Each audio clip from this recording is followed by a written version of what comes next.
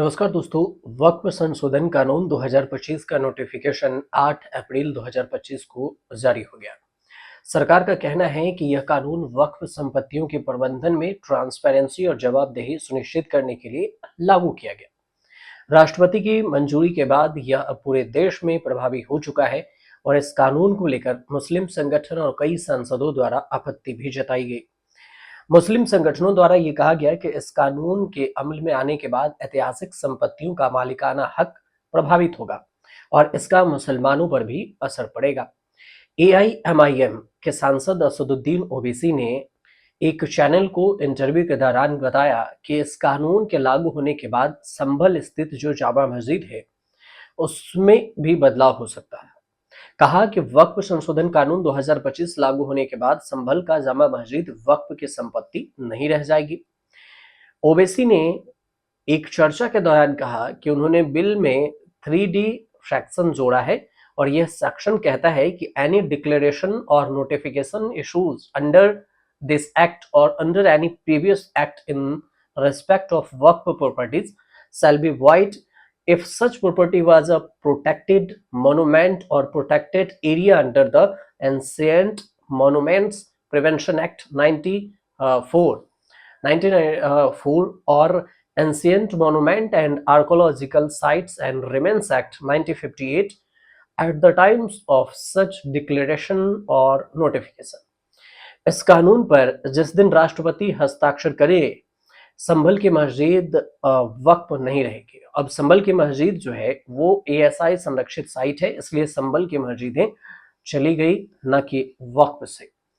अब इस कानून के लागू होने के बाद ओवैसी ने एक और ट्वीट किया जिसमें यह जिक्र किया कि मैंने पहले ही कहा था कि संभल जामा मस्जिद नए वक्फ कानून में वक्फ की संपत्ति नहीं रहेगी और आज संभल के जामा मस्जिद को एएसआई संरक्षित स्मारक का बोर्ड लगाकर उसका नाम जुम्मा मस्जिद कर दिया गया।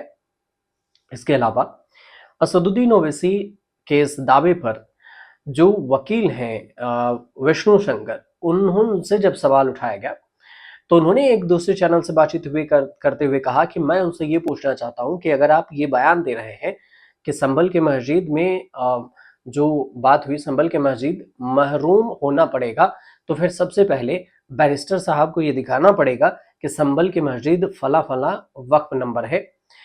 संभल की मस्जिद इस दिन वक्फ दर्ज हुई थी और ये वक्फ डीड है और उसकी ही फिर से ये वक्फ बाय यूजर है। उन्होंने कहा कि स्वीपिंग स्टेटमेंट में दिया गया है वक्फ से महरूम होना पड़ेगा।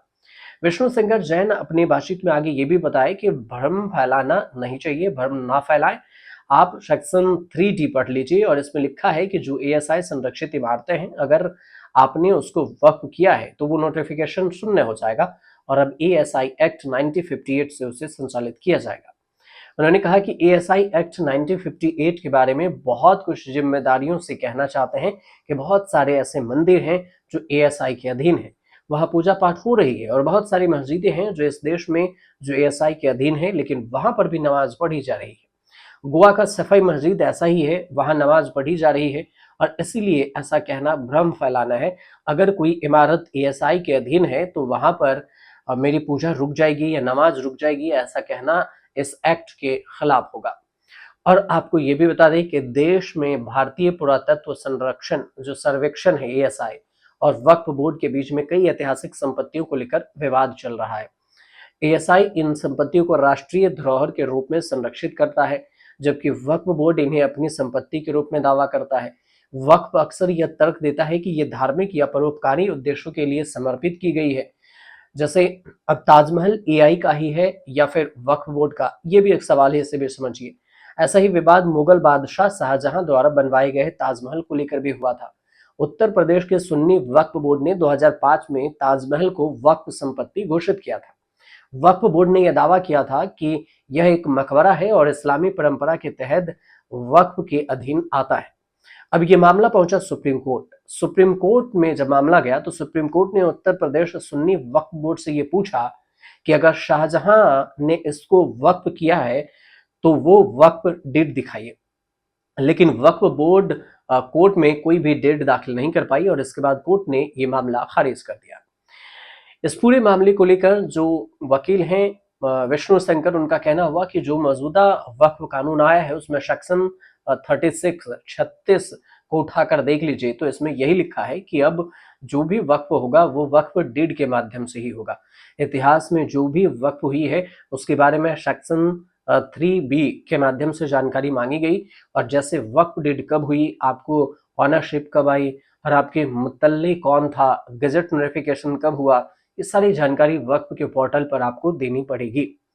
एएसआई और वक्फ साथ मिलकर जो मैनेज करते हैं कुछ चीजें, तो सवाल ये भी है कि क्या वक्फ संशोधन जो कानून है 2025 उसके आने से एएसआई की संपत्ति वक्फ की संपत्ति हो सकती है क्या, ये सवाल है। अब सवाल को समझिए। इस सवाल में इस्लामिक शिक्षा विभाग के जो जानकार हैं उनसे जब सवाल पूछा गया तो उनका कहना हुआ कि ऐसे सैकड़ों दर्जनों उदाहरण हैं जब दोनों एक साथ ऐसी संपत्तियों को मैनेज करते हैं। जैसे कि आगरा का जामा मस्जिद मान लीजिए, एएसआई और वक्फ दोनों मिलकर इसे मैनेज करते हैं।